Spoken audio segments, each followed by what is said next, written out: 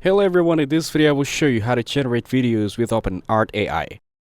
OpenArt AI is an online platform that lets you create videos using artificial intelligence. It's simple to use and works directly from your browser. Now once you're on the website, make sure you are logged into your account.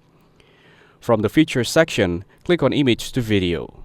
On the left side, you'll see a section that says Drag and Drop an Image. Click there and then click on Upload. Then choose an image from your computer that you want to use as a starting point. Next, click on End Frame and upload another image from your computer. This will be the ending point of the video. Now enter a short description of what you want the video to show.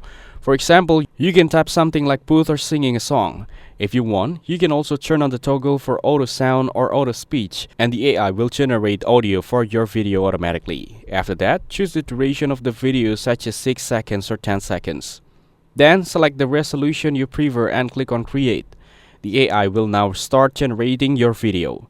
You will see the progress on your screen. Once the video is ready, click on the play button to preview it. If you're happy with the result, click on the download icon, select the folder on your computer and save the video. Thanks for watching. Don't forget to like and subscribe for more videos like this.